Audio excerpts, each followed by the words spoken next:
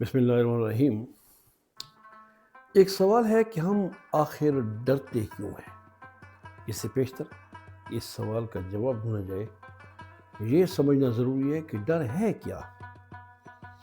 اپنے آپ کو غیر محفوظ سمجھنے کا نام ڈر ہے۔ یعنی ہمارے پاس کچھ تو ایسا ہے کہ جو ہے بھی غیر محفوظ اور ہم اسے کھونا بھی نہیں چاہتے۔ کیا وجہ ہے کہ ہم اس کو کھونا بھی نہیں چاہتے اور رکھنا بھی ضروری سمجھتے ہیں؟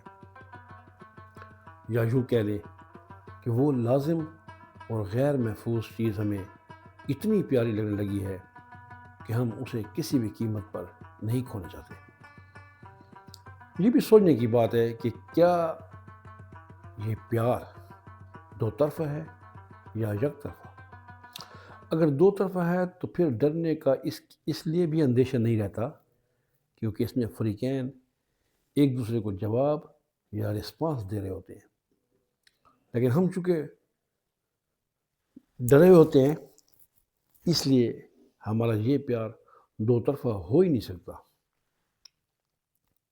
اور ایک طرفہ پیار کے حوالے سے یہ گوش گزار کرتا چلوں کہ یہ جب تک یک طرفہ پیار کرنے والے کی جان نہ لے لے سکون نہیں پاتا۔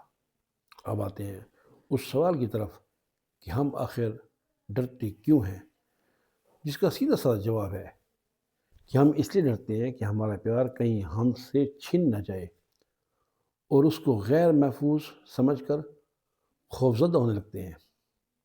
اور ہماری اس غیر محفوظ، لازم اور پیاری چیز کا نام ہے زندگی۔